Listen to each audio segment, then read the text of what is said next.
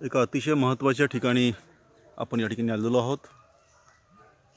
महाराष्ट्राच्या गोंदिया जिल्ह्यात दरेकसा या गावाजवळ ह्या टेकड्या आपल्याला तुम्हाला पाहायला मिळतात पांढऱ्या रंगाच्या।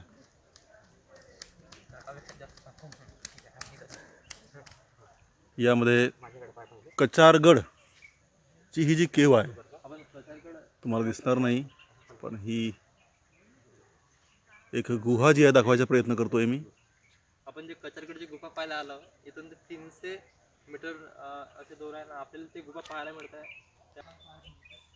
तर ही जी केव आहे ही कचारगड या गावाशेजारी आहे आणि असं म्हणतात की या गुहेतनं गोंडी धर्माचा उदय जो आहे हा उदय झालेला आहे।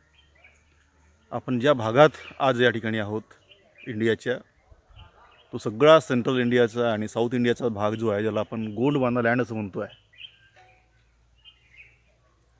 तर हा जो गोंडवाना जो आहे हा या भागातील गोंड जमातीवर एका इंग्रज अधिकाऱ्याने, जिओलॉजिस्ट आहे तो एडवर्ड हेस, याने दिलेले 2 शब्द जे आहेत फार महत्त्वाचे आहेत। एक आहे गोंडवाना, दुसरा शब्द जो आहे टेथिस। तर आपण पाहतोय की दरेकसाच्या या भागात ही असलेली केव जी आहे ही केव सगळ्यांना खुणावत आहे आणि या जंगलात या आदिवासी धर्माचा विकास जो आहे हा विकास मागच्या शेकडो किंवा हजारो वर्षात झालेला आपल्याला पाहायला मिळतो आहे। ह्या चारही बाजूच्या पहाड्या अत्यंत मंत्रमुग्ध करणाऱ्या पहाड्या आपल्याला पाहायला मिळतील। बहुताल चारही बाजूला पहाड्या आहेत आणि एक छोटासा कॉजवे निर्माण करण्यात आलेला आहे यात्रेसाठी, कारण फेब्रुवारीच्या महिन्यात या ठिकाणी मोठी यात्रा जी आहे ही भरते आणि भारताच्या दक्षिणेकडील जे काही राज्य आहेत, ज्या सगळ्या भागात किंवा सेंट्रल इंडिया आपल्याला म्हणता येईल, ज्या भागात गोंड ही जमात निवास करते आहे, त्या 4 ते 5 स्टेटमधील आदिवासींचं हे जे स्थान जे आहे हे तीर्थक्षेत्र आहे। प्रचंड मोठी यात्रा जी आहे ही यात्रा फेब्रुवारीत आपल्याला या ठिकाणी पाहायला मिळेल, खुणावत आहे। तर मी या रस्त्यावर चालायचा प्रयत्न करतोय। आपण पुढे त्या केवपर्यंत आपण पाहत पाहत जाऊया। आपण सगळी हिरवळ जी आहे ही या भागात पाहू शकताय। लोकल्स झाडं जी आहेत वेगवेगळ्या प्रजातींचे, हे सगळ्यांची नावं मला सांगता येणार नाही, पण एक मोठाच ठेवा जो आहे निसर्गाचा आपल्याला या ठिकाणी पाहायला मिळेल। एका सुंदर मार्गानं पायी चालतो आहे।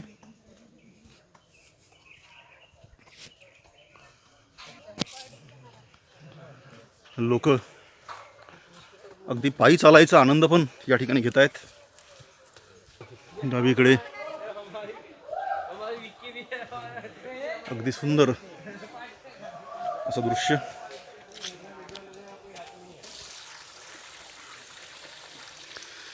इथे आपण पाहू शकताय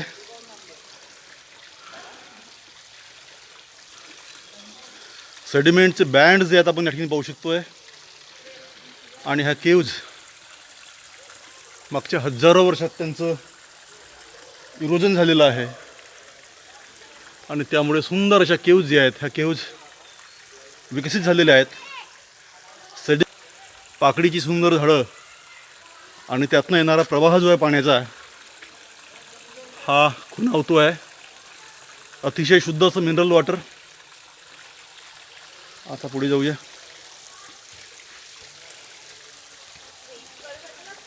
थकलेली मंडळी सगळी बिना चप्पल आलेली आहे, कारण गोंडी धर्माचा विश्वास आहे की आपण चप्पल घालून या ठिकाणी जाऊ नये। आम्ही सगळे त्यांचं पालन करतो आहे। मी पण बिना चप्पल आलेलो आहे आणि हा एक बिलकुल उभा रॉक आपल्याला या ठिकाणी पाहायला मिळेल। जुन्या काळातलं शेल जे आहे हे आपण इथे पाहू शकताय। खालच्या भागातलं हे शेल जे आहे त्याचंच मेटामॉर्फिझम झालेलं आहे आणि हे सगळे मेटामॉर्फिक रॉक जे आहेत आपल्याला या ठिकाणी पाहायला मिळतील। बऱ्याचशा ठिकाणी कॉंग्लोमेरेट्स या ठिकाणी आहेत। गाडाचे दगड, चिपोरे, दगड आणि त्याचं सिमेंटेशन जे आहे हे आपण इझिली या ठिकाणी पाहू शकताय.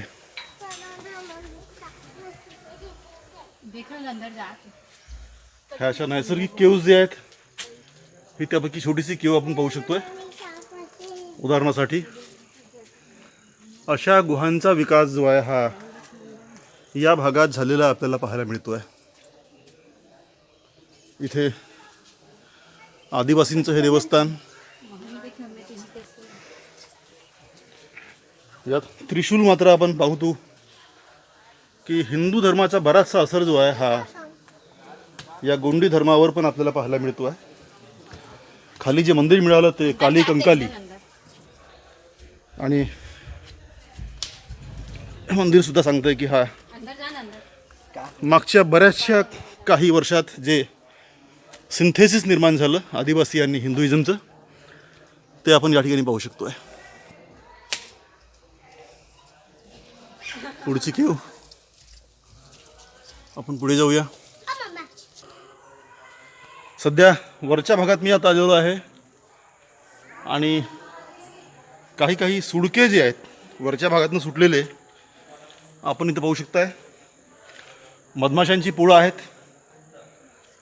खाली पाणी आहे, जवळपास झाडं आहेत, त्यावर फुलं आहेत आणि फुलांतील मध जो आहे हा गोळा केला जातो आहे. अतिशय औषधीयुक्त असं पोळं कदाचित हे असावं, मध इथलं फेमस असावं.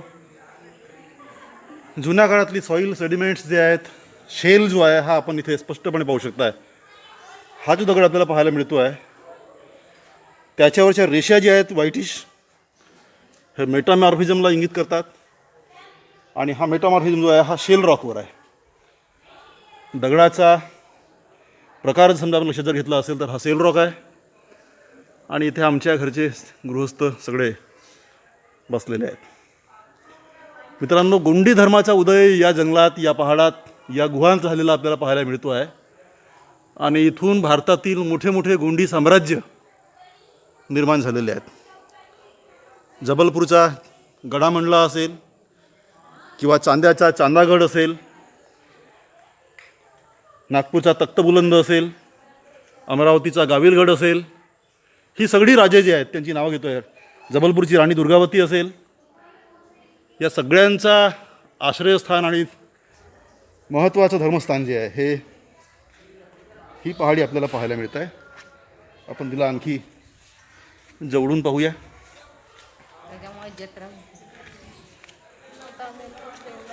एक सुंदर अशी केव, कदाचित हजारो वर्षांपर्यंत मानवाला ज्यांनी आश्रयस्थान दिलं आहे.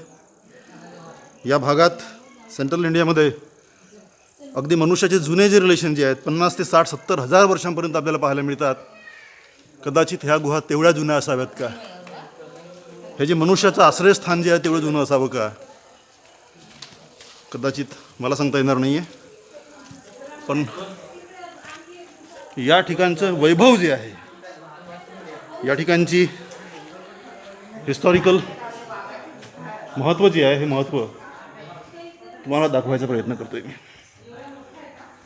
साधारणतः 1200 ते 1500 चौरस फूट एवढ्या आकाराची ही गुहा जी आहे ही एक नैसर्गिक आश्रयस्थान आहे मनुष्याचं. किती वर्ष मनुष्य या ठिकाणी राहिला, किती वर्ष त्याने शिकारी केल्यात सांगता येत नाही. ह्या गुहांवर लोकांनी आपली नावं लिहिली आहेत आणि त्यामुळे हिस्टॉरिकल इव्हिडन्स मिटवायचे प्रयत्न जे सुरू झालेले आहेत किंवा मनुष्याचा हा जो धर्म आहे, आपण पाहू शकताय सगळ्या मूर्खांनी आपापली नावं जी आहेत ही नावं या ठिकाणी लिहिलेली आहेत. अतिशय चुकीचा प्रकार आपल्याला पाहायला मिळेल. यावर बॅन आणायला पाहिजे. दुःखाची गोष्ट म्हणजे माझ्या कुठेच मला असा एक बोर्ड दिसला नाही की ज्या ठिकाणी हे लिहिलेलं असावं की कुठे लिहू नका, आपली नावं उकरू नका, असा कुठलाच बोर्ड मला पाहायला मिळाला नाही. आणि त्यामुळं हा जो वारसा जो आहे हा वारसा नष्ट होऊ शकतो भविष्यात. इथे आपण पाहू शकता एक सुंदर ठिकाण आहे. त्रिशूल तुम्हाला या ठिकाणी पाहायला मिळेल केवच्या अगदी सेंटरला.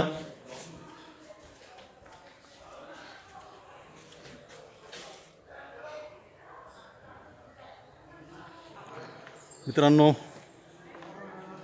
कचारगडच्या सगळ्यात मोठ्या गुफेमध्ये सध्या मी आत्ता आहो आणि गुफेच्या अगदी एंट्रन्सवर आपण पाहू शकताय की मोठ्या प्रमाणात मोहारं जे आहेत, मधमाशांची पोळं जे आहेत हे पोळं आपण पाहू शकताय.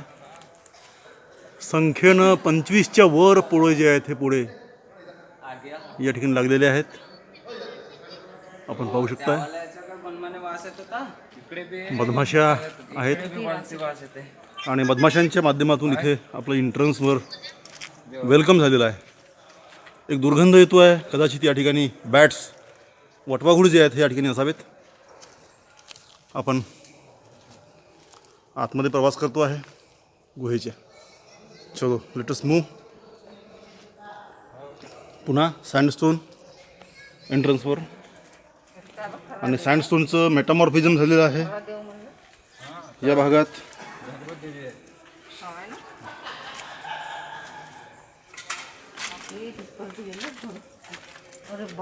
आणि ही आतमधला भाग.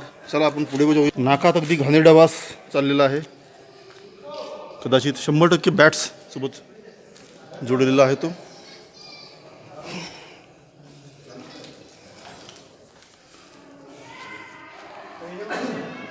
आदिवासी गोंडी भाषेतील देवस्थान. जय परसापेन, अहे अवदाल, महे अवदाल, अमाई अवदाल, टिपल अवदाल, धंदे कुसूर अवदाल, कामदेव अवदाल, पुजारी मानकोसा सिंगाल ही इथल्या देवी देवतांची नावं.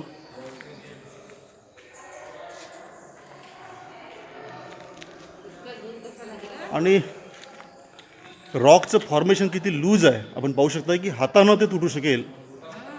थोडासा लाईम पण त्या ठिकाणी आहे आणि लाईम असल्यामुळं तो पाण्यामध्ये सोल्युबल आहे, तो वाहून जातो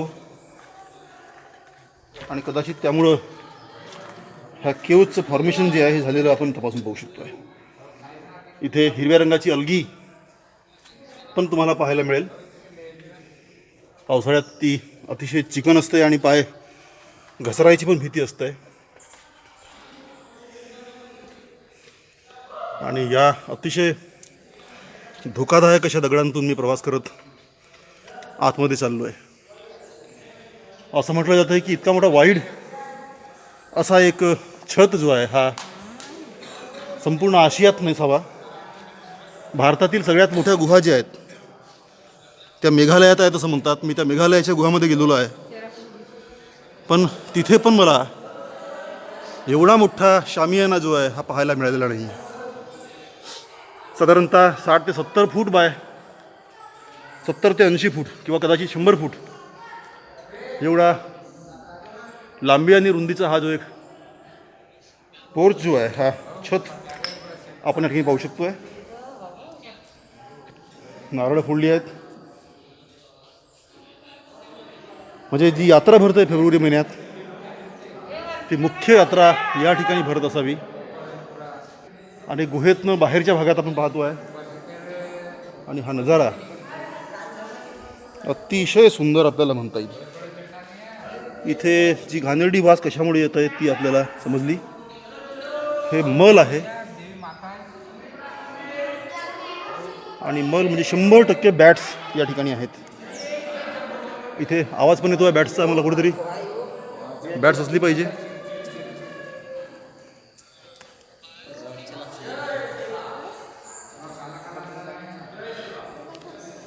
आणि हा वर जाणारा आणखी एक बोगदा या डोंगरात आपल्याला पाहायला मिळतो आहे.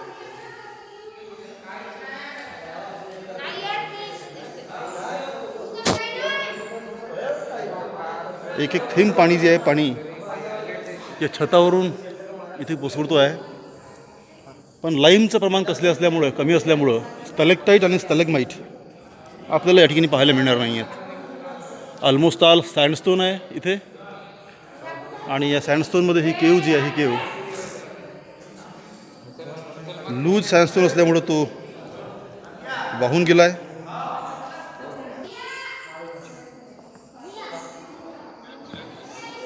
हा जो बेसमेंट जो आहे हा अतिशय सुंदर. म्हणजे आजही बाहेरचं टेम्परेचर आणि आतलं टेम्परेचर यामध्ये 6 ते 7 अंशांचा फरक मला अनुभवायला मिळतो आहे. आतमध्ये थंडी आहे आणि बाहेर तापमान खूप जास्त होतं आहे. आणि त्यामुळं हा एक चांगला हॅबिटेट नॅचरल होता मनुष्याचा जुन्या काळातला.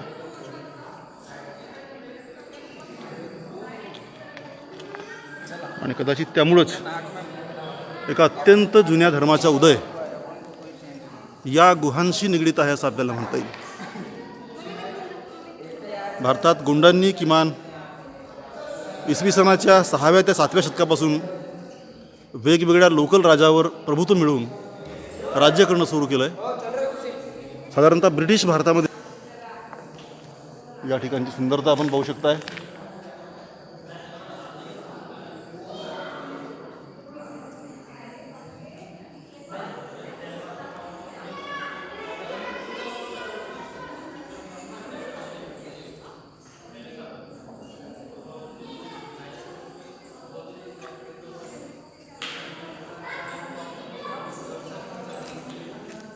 आमच्या घरची मंडळी या ठिकाणचे एन्जॉय करत आहे.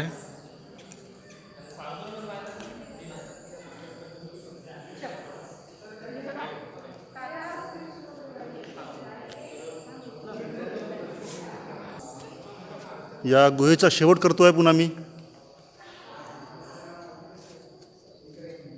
आपण पुढे जाऊया. Thank you for your watching. If you like. Thank you. Thanks. कचारगडला मी श्री स्वर्गीय सुनेहसी ताराम सर यांच्या समाधीस्थळावर मी या ठिकाणी आलेलो आहे. कचारगडच्या विकासात यात्रा असेल यात सरांचं प्रचंड मोठं योगदान या ठिकाणी आहे. एक मोठा इतिहासाचा ठेवा जो आहे हा लुप्त झाला आहे. मी त्याला पाहू शकलो नाही, पण त्यांनी केलेलं काम जे आहे हे मात्र नक्कीच आपल्याला आठवेल. त्यांच्या घरची ग्रंथसंपदा मी आता पाहिलेली आहे आणि पाहून थक्क झालो आहे. त्यांच्या पत्नी या ठिकाणी आहेत, आमच्या चंद्रपूरच्या राजकुमारी आहेत. ताई नमस्कार. नमस्कार सर. मी या गावाला आलो आहे कचारगडला. कचारगडचं नेमकं महत्त्व जे काय आहे आपण खूप सारं वाचतो आहे, पण आपण थोडक्यात सांगावं अशी विनंती आहे. कचारगड अति प्राचीन काळामधलं एक आदिवासींचं अगदी पवित्र स्थळ आहे. गोंडवानामधील पवित्र स्थळ कचारगड असं म्हटलं जाते त्याला. कारण या गावामध्ये अति प्राचीन अशी गुफा आहे जी आशिया खंडातील सगळ्यात मोठी प्राचीन गुफा आहे असं ऐतिहासिक लिहिणारे जे लोक आहे, अभ्यास करणारे, त्यांचं तज्ज्ञांचं मत आहे की ही विशाल गुफा भारतातली अतिविशाल अशी गुफा आहे आशिया खंडातील. तर या ठिकाणी जो लिंगो नावाचा जो गुरु होऊन गेला आहे तो या ठिकाणी होऊन गेलेला आहे. म्हणजे या ठिकाणी नाही, तो बाहेरून आलेला आहे. परंतु या ठिकाणी जो आदिम माणूस जे आहे आदिवासी अति प्राचीन काळातला, तर त्यांचा जी गणव्यवस्था होती त्या गणव्यवस्थेमध्ये 88 शंभू झाले गोंड लोकांचे. म्हणजे धरतीचा राजा शंभू असं म्हटलं जाते लोकसाहित्यामध्ये. आणि शेवटच्या पिढीमधला हा जो लिंगो आहे, कुपार लिंगो त्याला म्हणतात, पहांदी पारी कुपार असं पण म्हणतात. कुपार आणि कोया कोपा असं जे आहे नातं, तर कुपारचा अर्थ होतो धरती, म्हणजे धरतीच्या पोटातून जन्म घेणारे जे लोक आहे त्याला कोया पण म्हणतात. कोया म्हणजे कोया म्हणजे मनुष्य. धरती म्हणजे धरतीची कूस आणि आईची कूस. अच्छा. माणूस जन्म घेतो तर आईच्या कुशीतून, आणि सगळ्या माणसाने किंवा जीवाने जन्म घेतला ती कोया म्हणजे ही धरतीची कूस. अच्छा. म्हणून कोयावंशी म्हणतात गोंडी भाषेमध्ये. तर कोयावंशीपासून कोयतूर म्हणजे ज्याला गोंड म्हणतो आपण, हा मराठी शब्द झाला. पण आमच्या गोंडी भाषेमध्ये कोया, कोयतूर हे जे शब्द आहे हे गोंडी भाषेतले आहे. त्याचा अर्थ होते का धरतीची लेकरं. अच्छा. हां, प्राचीन काळामध्ये. आणि आईच्या म्हणजे उदरातून जन्म घेणारे कोयावंशी. म्हणजे जसं आता इतर धर्मामध्ये आपण म्हणतो की नाकातून, कानातून, तोंडातून जन्म घेतले, पण आमची फिलॉसॉफी म्हणते लिंगोची की नर आणि मादी, प्लस आणि मायनस, पशु पक्षी असो, जीवजंतू असो, सृष्टीमधले जेवढे काही जीव आहे ते सगळे प्लस आणि मायनस, नर आणि मादी यांच्या संयोगामधूनच निर्माण होतात. अशी आमची म्हणजे गोंड ही अधिक वैज्ञानिक पद्धती आहे आणि विश्वास आहे आपल्याला म्हणता येईल. अशी लिंगोची फिलॉसॉफी. तर लिंगो हा असा महान गुरु होऊन गेला की त्यांनी शंभूच्या काळामध्ये 88 ज्या पिढ्या झाल्या त्यांनी मानव विकासाचे जे टप्पे आहे विकसनशील ते अनेक शोध लावले. म्हणजे धातूपासून तर गुफेमध्ये राजे धातू लागली शोध, शेतीचा शोध, पिकं, वनस्पती, औषधं. त्याच्यानंतर मानववंश जे आहे ते लिंगोच्या काळामध्ये लिंगोने म्हटलं की प्लस आणि मायनस यामध्येच तुम्ही लग्न करा. अच्छा. कारण त्यांनी म्हटलं की जर लग्न जर केलं नाही आणि आपसामध्येच जर तुम्ही विवाह संबंध जर केले अच्छा. तर होणारी संतती आहे तुमची दुबळी, रोगी, हे तर आणखी वैज्ञानिक आहे, कुपोषित चांगलं वैज्ञानिक होते. आहे एकदम बिलकुल. त्याच्यामुळे मग त्यांनी ही जी आमची पारी व्यवस्था केली, पारी किंवा गुरणी भाषेमध्ये त्याला देव व्यवस्था म्हणते. देव म्हणजे हे इतर लोकांच्या ती देव नाही, आमच्या भाषेमध्ये त्याचा वेगळा अर्थ होते. पेन म्हणतात, वेन म्हणतात. हां, तर त्याच्यापासून प्लस आणि मायनसमध्येच तुमचं लग्न झालं पाहिजे म्हणून त्यांनी देवाची वाटणी केली. म्हणजे पारी पाडले, म्हणजे भाग केले. म्हणजे त्याच्यामध्ये 12 पासून तर 1, 2, 3, 4 जे देव आहे म्हणतात ना, देव म्हणजे गट केले. तर त्याच्यामध्ये 4 देव, 6 देव, नंतर मग 7, 3, 1 अशी जी आहे 7 पर्यंतचे ग्रुप. तर त्यामध्ये सम आणि विषम. जसं आता मी 6 देवाची आश्रमाची आहे, तर 6 देव आणि माझे मिस्टर ताराम हे 7 देवाचे आहे. तर 6 आणि 7 मध्ये लग्न होऊ शकते. 6 आणि 6 मध्ये होणार नाही नाही, भाऊ भाऊ होते. म्हणजे त्याला 4 आहे ना, ते पण भाऊ होते. समवाले सारखे संख्यावाले भाऊ भाऊ होते. 6 असेल, 4 असेल, 2 असेल, ते भाऊ होतात. पण 6, 7, 6, 5 आहे ना, हे जे विरुद्ध आहे ना, विषम म्हणजे हे विषम आधीच्या गटातले- वैद्यकीय भाषेत जर सांगतो जर म्हटलं तर हे मेडिकल सायन्स जुन्या लोकांना माहिती होतं तर असं म्हणता येईल. तर हा जो विज्ञानवाद आहे हा आमच्या संस्कृतीमध्ये आहे. हे काही कुठे पुस्तकात वाचलेलं नाही किंवा सांगितलं नाही, परंतु लिंगोनी ही सामाजिक व्यवस्था केली आणि त्यानुसार अजूनही ही व्यवस्था सुरू आहे. म्हणजे प्राचीन काळा किती लाखो वर्ष झाली असेल तेव्हापासून हा जे आदिवासी समाजामध्ये ही पद्धती आहे. हा एक आहे विज्ञानवाद. दुसरा आहे की टोटम आहे. म्हणजे ना लिंगो असं म्हणतात की 84 लाख जीवजंतू आणि 52 लाख वनस्पती त्या काळामध्ये त्यांनी शोध लावला. म्हणजे संख्याशास्त्र जे आहे, गणनशास्त्र आहे, गणित आहे, त्या काळात होतो. तेव्हाच त्यांनी 84 लाख जीवजंतू बिलकुल बिलकुल. आणि 52 लाख वनस्पती आणि त्याचे मग टोटेम केले. प्रत्येक गटाला त्यांनी वाटून दिले. असे 750 गट तयार केले. अच्छा. आणि हे 750 ची गट वाटणी केली या कचार गुफेमध्ये इथे केली. आता हे जे महत्व जे आहे कचारगडला हा. फार मोठं आहे की हे आणि- जे गण जे तयार झालेले आहेत आणि त्यांचे हा. टोटेम्स जे आहेत हा. हे या गावातनं हा, झालेले आहेत. इथून वाटणी झाली. अच्छा. आणि त्याच्यानंतर मग मानव विकास आणि सामाजिक व्यवस्था जी आहे सुंदर मग बनवल्या गेली.